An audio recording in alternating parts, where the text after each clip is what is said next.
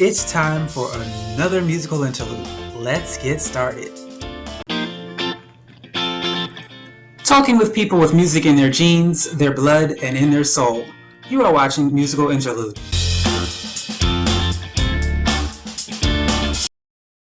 Hi, and welcome to another episode of Musical Interlude. I am your host, Casey Bell, and today's guest is Marc Chiasson. Let's get the show started. What is the earliest memory you have of you discovering music? I think I was about maybe 3 years old. My dad was into country music, and that's when I first discovered enjoying music, was listening to country music in the very beginning. He used to listen to many of the old people like Roy Clark, people like that, and it got me interested as a child, and I started kind of watching Roy Clark playing the guitar, and I got fascinated by that. And when I was about 5 or 6 years old, my parents started watching some of these rerun TV shows of his. And according to my parents, they said that I would literally stick glued to the television set watching this guy perform. And I started looking at my dad's guitar, and I started bringing my dad's guitar over to the screen and watching, as every time he played, I'd start mimicking his finger playing, how he would do it, right? So it started basically with country, and I guess after a few years it turned into rock and roll and jazz, and then as the years progressed, as I got older, the brain started expanding, and okay, we did country, let's see, rock music now, and then jazz and things like that.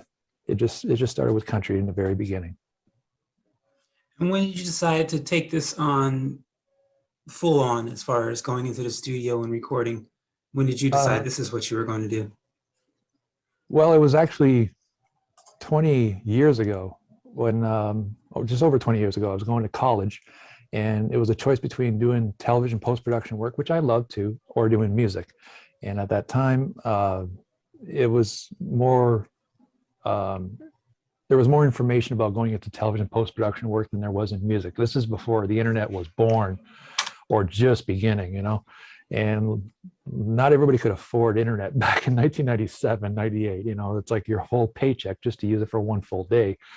So I just went basically with the information I had, and I decided to do post-production work. Now, in the process of that, in those years, especially in the later years, I started having clients coming in to the editing room, and they were, we'd cut their stuff together, but then they'd go into another room where, they used to have these racks full of CDs, all these types of music, ambient music, whatever, and over almost, I'd say a dozen of them in about a 3-year span would come back and say, I can't find nothing. Now, my supervisor knew that I could do music, and I just said, look, why don't I just go down to the studio a few blocks from here and let me see if I can make something that's custom made for this little short subject film they had going, or a commercial, whatever. So once I edited it all together and he was satisfied with it, I said, okay, give me a day. Boom, right down the street on Yonge Street in Toronto, into the studio. The guys there knew us, so we used to do, favors for each other. So they'd let me go in, write down the track, put it together, and then zoom back into the editing room and see if we can mesh it together, And every time I did that, they were satisfied, because they couldn't find anything on the CD that matched anything like that, Now, the only problem that I didn't realize is that when I decided to kind of leave post-production work to go into music, to go back to my first love, which was music there, right?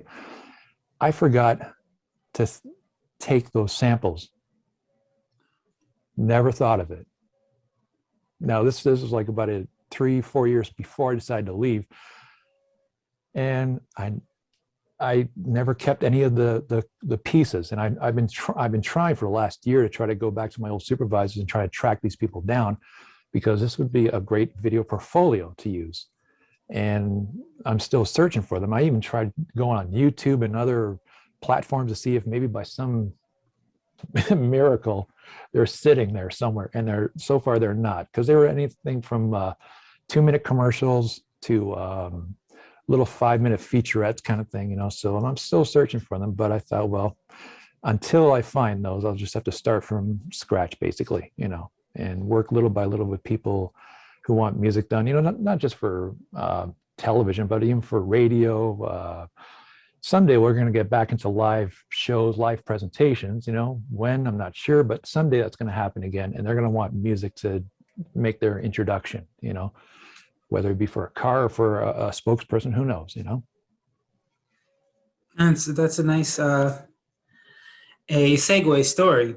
That actually answered my next question, was how you got into the business, which was you started out in television and then segued into music. Yeah. So let's talk about the Slow Trail Home. What is that, and what was the inspiration behind it? Oh, that country music, the song that you. Yes. Yeah. It was funny because in the beginning I listened to country music, but then as the years progressed, I never played country music, not even as a fill-in for a drummer, for a guitarist, for any band that needed it, So I try to think, maybe for a whole day, trying to think of an original country song that no one's ever, it's not a cover or nothing like that, and nothing panned out. And I had my girlfriend listen to it, and she goes, "That doesn't sound like country," because she does not like country much. And I thought I'd use her as the test, So every track I did, it sounded nothing like country. It just sounded bland. So my inspiration, and it's funny, but this is the way it worked. I pictured myself in a big 10-gallon hat and a little vest and these bow-legged kind of walk, sitting on a horse kind of thing, and going down this old country dirt road with all the trees and bushes in the summertime kind of thing. And I start kind of twanging on the guitar, and I'm thinking, I got it. It just came to me. And all of a sudden, it just, the first part, and then a little changeover, and then it goes to a second changeover, then it comes right back into the song. Because if you hear it, it's not really a simple country song. It kind of veers off into different chord changes than is traditional. It goes a little bit, on the weird side, I guess. And then it comes back into the country. And that was kind of like the inspiration to do it. It was just to visualize myself as this old cowboy kind of thing, and going down the deserted road, kind of thing, like a stereotypical old-fashioned country cowboy from the 40s, like the Gene Autry types kind of thing. So that's what did it. And it surprised, to my surprise, it got a lot of people watching it. I was expecting maybe 400 views at max, and I didn't think it would be up to, I don't even know what it is now, about 50,000 people watched it, and so far everybody enjoyed it. Well, so that was just one track off of a full album, correct? Pardon? That was just one track off of a full album. No, that was just one sample song. It wasn't from any kind of album that I made or nothing like that. Oh, okay. Just one song. And you said earlier, go ahead. Because I'm not used to doing country music, and I could do country music, but I'd have to hear somebody's demo, and then I would add the rest of it around it, kind of thing. To really think of country offhand, I could do it, but I like hearing other people's inspirations, because I really work better with other people's ideas and inspirations, not just mine. And what is because you said earlier this is not a country album, so what encouraged you to be multi-genre? Because lots of times people are forced to stick into one genre even though they have abilities to do others. And so what caused you to be so diverse? Well, if you're going to be a studio musician or a musician who's going to compose anything for any kind of shows, movies, genres, you want to be able to be versatile. You have to be. You can't just stick to one thing. I mean, you can if you want, and if you're really phenomenal at it, okay. If you're making a living out of it, I wish you all the best and everything. But I just like to be able to do something different every time, not just rock music, not just heavy metal music all the time, because it's not that you get bored of it, but you just the ideas run dry after a while, because you start sounding repetitious. Me, I enjoy it when I can do anything that's symphony. Then I start, using all these keyboards for all that. And then maybe one day afterwards, I'll say, oh, I really feel like jazz today, or rock music, or even music from the 1930s or the 40s, or the hit parade type thing. You have to be versatile. You have to be able to do more than one genre, because producers, they're going to come up to you one day and say, hey, I got something that's oriented to the 1970s, kind of like disco music kind of thing. So they're going to say, can you do some kind of disco? And I want to be able to say, yes, I can. Not just say, no, I only do heavy metal. You have to be versatile. You have to be able to tackle any challenge. And that's what I like. I like to be able to go after anything. If somebody wants me to do something for them, I'll do the best I can for them. And it doesn't matter what genre it is. So you still work as a, because you said you started out writing music for people who couldn't find music on a CD. Is that something you still work in? Writing customized music? No, that's what I want to go into now. As instead of being in a company doing that, now it's just me doing it. And I'd like to be able to do something like that. Cool. So you did mention one day we'll be able to do live music. What exactly have you, I mean, I'm sure the first month you were probably shocked and like, oh my gosh, I'll never be able to perform again. But Yeah. did you try to make changes to how you perform? Did you do the virtual stuff? Did you think of new different ways to present your work, being that right now artists can't present them as they used to? No, I never tried doing like a Zoom conference jam session kind of thing. I never had the opportunity to yet. Most of the stuff I'm doing right now is basically just like the one project I'm working on right now is me doing all the instruments at once. First laying down the drum track and then the rhythm track and then everything else, and then take my expert knowledge of editing and cut it all together and do like little multi-screen kind of things, kind of like in the tradition of Woodstock. I don't know why, but I've always liked it when I seen the movie Woodstock, the way that the editor cut the angles from every angle, and it just made it more exciting to watch. So I'm kind of tipping my hat to the editors that doing it like that right now, and just cutting all the instruments from different angles and putting it all in sequence together. So that's basically as close as I get to any kind of virtual performance, is just basically 6 of me at once. I'd like to someday work with musicians, whether it be over the computer and obviously live. Who doesn't love that the most? Live is the best. But it'd be nice to find musicians who want to do virtual, and they can teach me how to do that, because I don't know how. So I'm not afraid to learn something new. And to me, Zoom is something new, and I'm enjoying every minute of it now. Yes, well, that was my next question. If you were working on anything now, do you have a estimated date of when that'll be released? The project you said you're working on? The projects I'm working on right now are very low profile. They're not anything I think is going to really reach a platform kind of thing. I don't know. It might. I don't know. The people who are asking for stuff right now is just for like minor little things, which that's just when you're starting out. You're gonna have to start with the bottom. You can't expect to do a 2-hour feature film, and I'd like that. Someday I'd like someone to drop that on my lap anytime. But just for now, it's just people who are doing little things on their webinars or stuff like that, and I just throw the music for them, and they just take it from there. And hopefully I can use that as like a bit of a portfolio. I mean, I really want to put a real portfolio together, and that's why I'm hoping that there'd be people who say maybe like they got like a little half-hour documentary or something like that there they want me to do some music to, or just anything, whatever they want, even if it's just a radio ad, doesn't matter. Just be able to do the music, and then I could put something together so people can really see a real good presentation of what I can do. And what about the project you're working on? You said that Woodstock inspired you, that project. The one I'm doing right now? Yeah, the one with you're playing all the instruments. Well, because I actually had some emails asking me like, are you doing all those instruments? How are you doing it? And people who don't know anything about the studio, obviously, they were just wondering, how were you able to put all this together?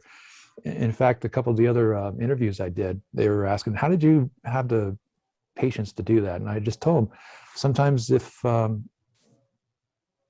easiest way I do it, if I have an idea, then I'll put down like a little click track, and it's not like a TikTok type. It's a little drum machine track kind of thing, because I can adapt better to playing with that. And then I'll just go on the keyboards here and just do like a little rhythm kind of thing, singing, okay, I got that. Yeah, that sounds good, you know. And once I have a general idea of what I want, then I'll say, okay, I want to make this 6 minutes long. Let's see what I can do with it, you know, like a verse chorus kind of style to it or something, you know. And then after I got the bed track down, you know, I say, okay, let's start really adding the tracks. So I got the ghost track down. Now let's overlap it, and then keep overlapping. So you do the keyboards, then, okay, let's do the drums. It changes all the time. It depends on what you feel like starting first. And for me, I like to usually start with a piano or a guitar with a click track. And then it just gives me the idea of, okay, where is this going to be leading to, you know, the direction type of thing. So after all that's done, sometimes it could take up to 14 tracks, sometimes maybe 7 of instruments. You know, the one thing I'm trying not to do is overkill it. You know, to put 23 tracks over on top of everybody, because then you won't hear nothing. So I'd like to be able to just keep it simple, but yet full of color, full of vibration. You know, so you hear every instrument, you hear every texture, and that to me is, you know, the most important thing. And when it's complete, how will you be releasing it? The only way I'm releasing any kind of music right now is just on YouTube, and it's just, Okay. It's mostly for just reaction. Okay. When something's been out for a few months, and if I only get 2 views and a thumb down, it's not working. Get rid of it, get it off the channel, and put something else on it. And so on my YouTube channel, I had a lot of cover music, and I felt it was not right, because I'm basically ripping off somebody else.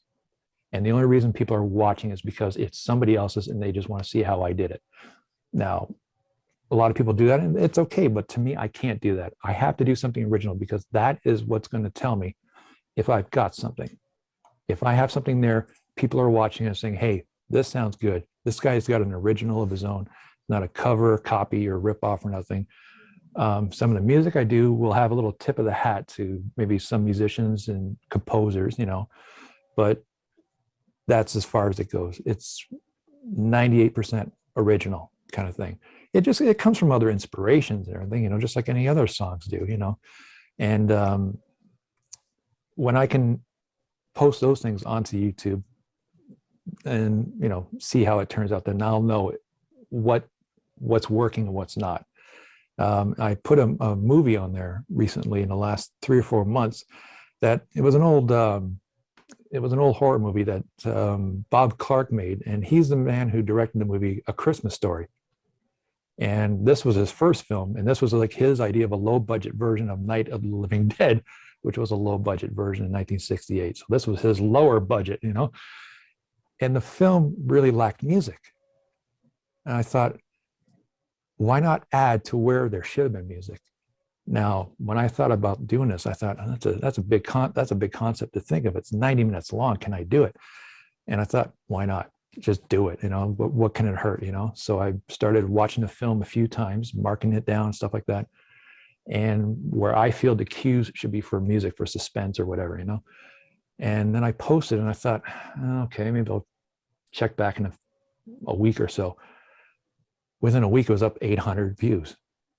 Full people watched the whole thing. 800 people. I thought, wow, that's not bad.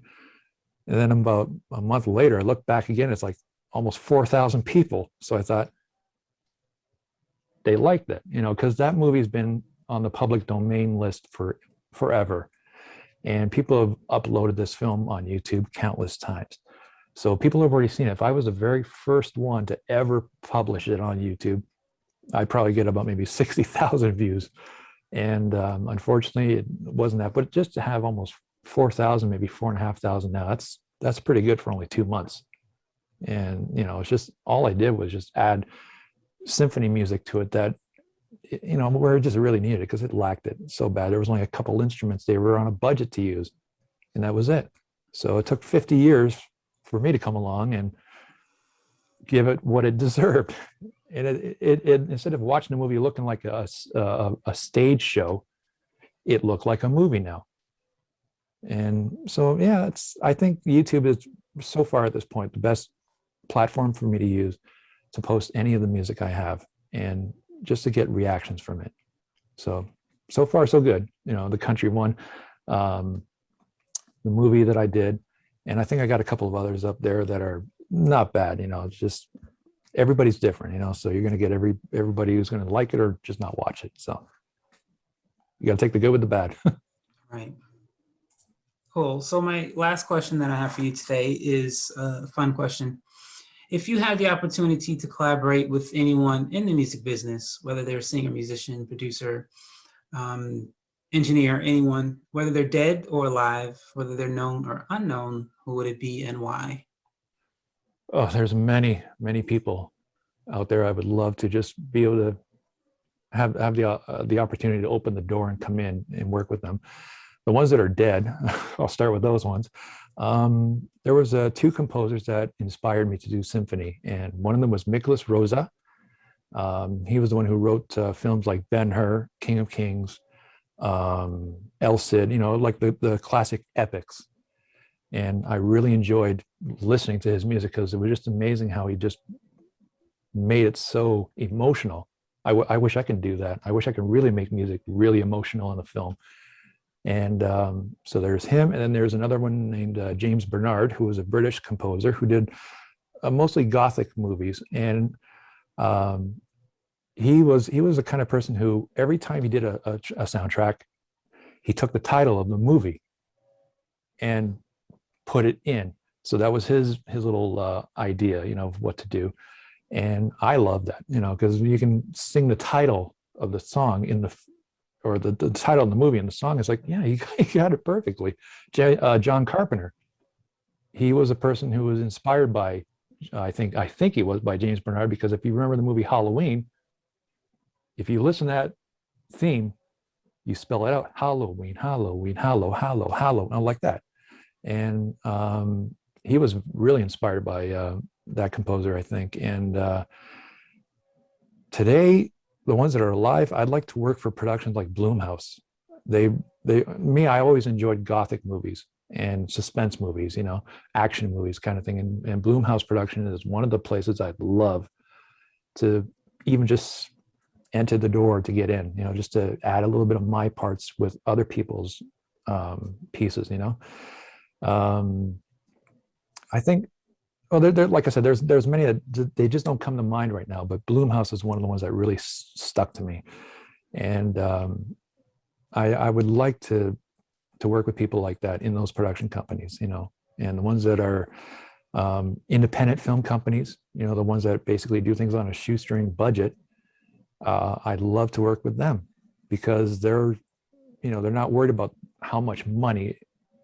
It's like worrying about how convincing their film can be, you know, and how I would think it would just be great if I can give myself to that and be able to help build them from a little independent company to maybe someday being a big production company. Because, you know, they all start somewhere. It doesn't always start off big. But yeah, those are the few that I can think of right now that I'd like, you know, independent film companies, John Carpenter, of course, who won, and then Blumhouse. And I take a lot of the inspirations from the composers who have passed on. And that's about it right there.